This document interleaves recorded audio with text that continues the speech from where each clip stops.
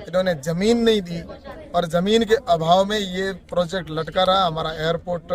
नहीं शुरू हुआ, वरना अब तक तो हमारा एयरपोर्ट कंप्लीट हो जाता, हम उद्घाटन करने की स्थिति में होते। और लेकिन अब हमारे यहाँ पर राजस्थान के अंदर भारतीय जनता पार्टी की सरकार बनी है। निश्चित रूप से मैं हमारे मुख्यमंत्री जी का आभार प्रकट करना चाहूँगा कि उन्होंने जमीन की स्वीकृति कर दी है और अब जल्दी ही यहाँ पर रेल जो एयरपोर्ट है तो एयरपोर्ट की जिस तरह से स्वीकृति होके और इसको किस तरह से आगे बढ़ाया जाए, तो मैं निश्चित रूप से कह सकता हूँ अब बाड़मेर को ये बहुत बड़ी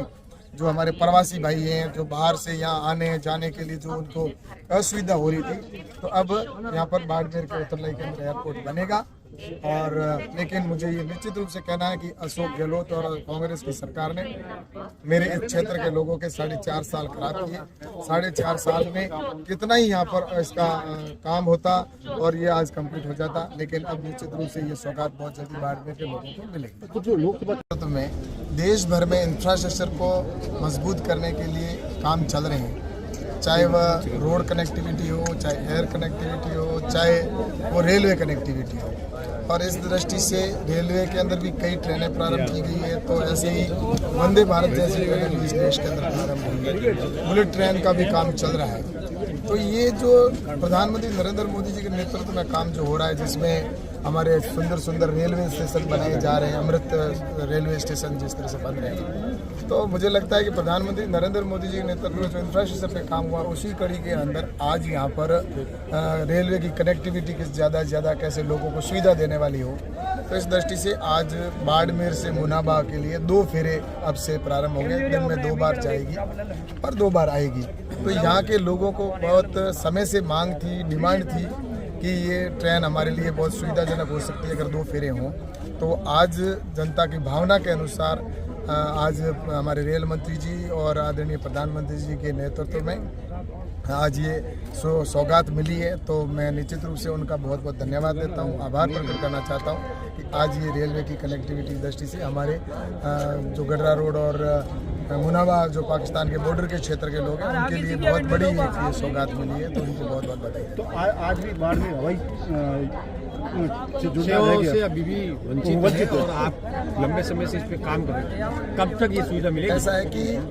एयर कनेक्टिविटी दृष्टि से देखा जाए तो प्रधानमंत्री आदरणीय नरेंद्र मोदी जी ने पिछले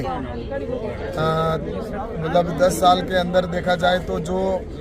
74 एयरपोर्ट थे देश में, उसकी जगह पर आज 149 एयरपोर्ट बन चुके हैं। और प्रधानमंत्री जी ने उड़ान योजना के तहत जगह जगह पर रेलवे एयरपोर्ट बनाने का काम जिस तरह से किया है, उसी कड़ी के अंदर मैंने भी जब मैं सांसद बना उसी समय मैंने मंत्री जी से बात की और स्वीकृति हो गई हमारे यहाँ की। लेकिन स्वीकृति होने के बाद में टेंडर प्रक्रिया में भी आ गया, लेकिन उसके बावजूद भी यहाँ पर जो अशोक गहलोत जी की सरकार थी उन्होंने मेरे 5 साल खराब कर दिए।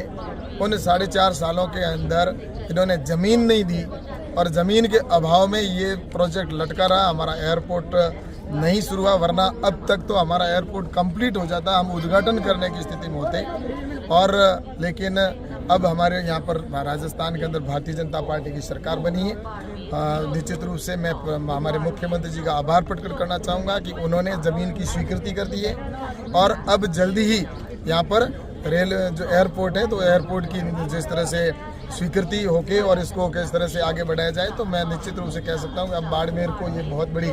जो हमारे प्रवासी भाई हैं जो बाहर से यहाँ आने जाने के लिए जो उनको असुविधा हो रही थी, तो अब यहाँ पर बाड़मेर के उतरलाई के अंदर एयरपोर्ट बनेगा। और लेकिन मुझे ये निश्चित रूप से कहना है कि अशोक गहलोत और कांग्रेस की सरकार ने मेरे इस क्षेत्र के लोगों के 4.5 साल खराब किए। 4.5 साल में कितना ही यहाँ पर इसका काम होता और ये आज कंप्लीट हो जाता, लेकिन अब निश्चित रूप से ये सौगात बहुत जल्दी बाड़मेर के लोगों को मिलेगी।